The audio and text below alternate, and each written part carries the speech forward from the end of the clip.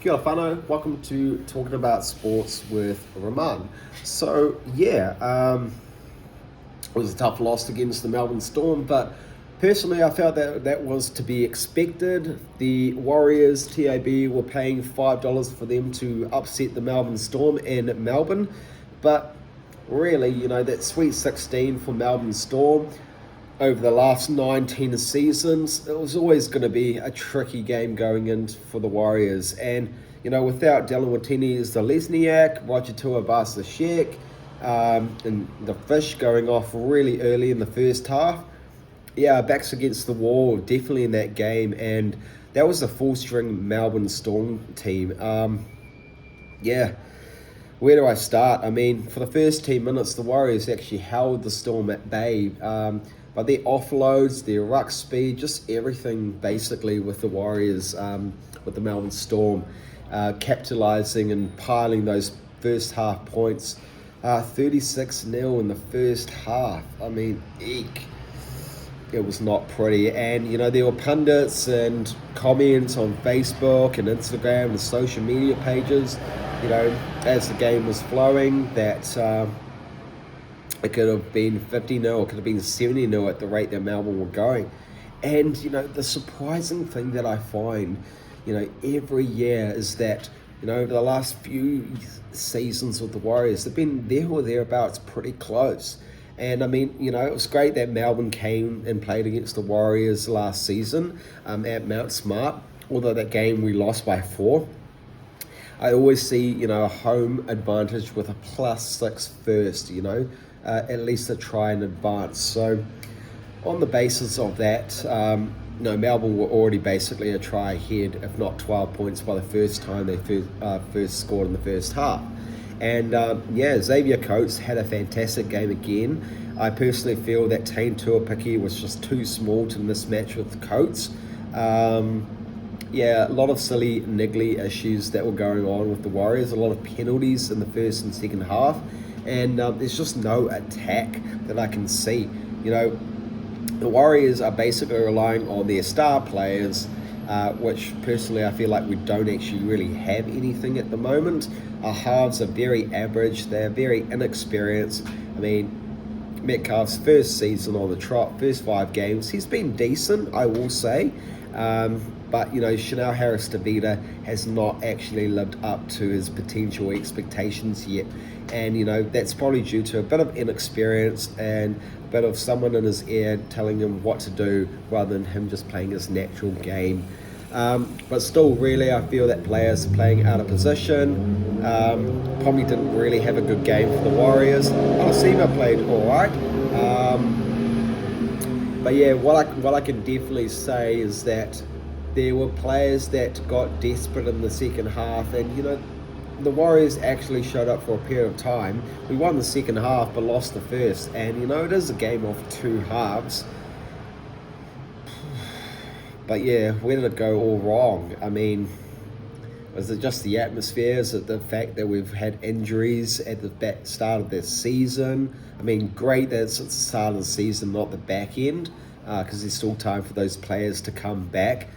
But, Melbourne look like the premiership favourites at the moment, as well as the Doggies. It's going to be really interesting to see in the next coming weeks and rounds of how we end up placed. And every week I'm doing the ladder predictor, I'm picking the teams, etc. I mean, you'd be silly not to place a bet on the Warriors against Melbourne Storm away. I mean, paying at $5 versus $1, like the Warriors had won that, you would have got a significant payout. But I'll give credit where it's due. The Melbourne Storm just seem to generate, great players year in and year out. They seem to always be consistent in the top 8. In the last 14 seasons that I've been following, I haven't really seen Melbourne Storm, slip out of the 8, maybe a season here or there. But, they're very consistent, have a good player management, great coach in Bellamy. They're just success all around. And, since Panthers have been struggling early on in the season, it could just very well be Melbourne Storm's premiership to take this season.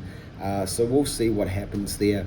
But there's still the Doggies and Broncos and the Raiders, and potentially the Sharks or Manly that are in the hunt for a spot there, just based on the last 5 rounds.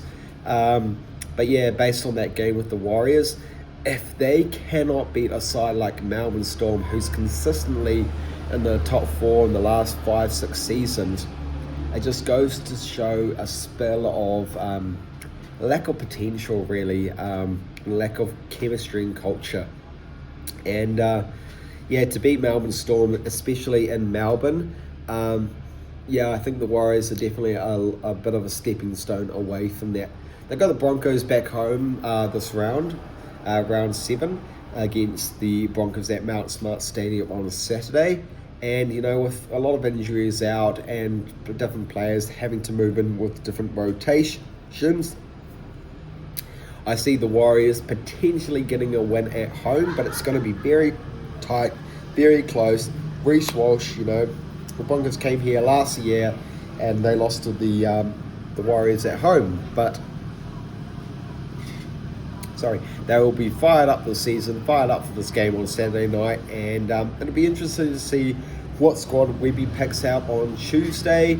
I'm picking that it's going to be a very similar squad to what we faced in the last few rounds, especially against the Storm, but we can see probably some potential shift changes. It was also great to see Rocco Berry actually have a full hit out. Unfortunately, it wasn't a loss, but it was good to see him back in the side.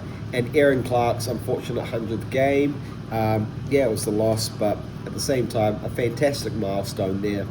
And the overall man of the match that I would definitely probably have to pick overall for the Storm was probably either Harry Grant, Grant Anderson, or Xavier Coates. They just managed to actually have a fantastic game, have the leadership there, and just to finish on this note, their ruck speed is just insane. The 6 agains.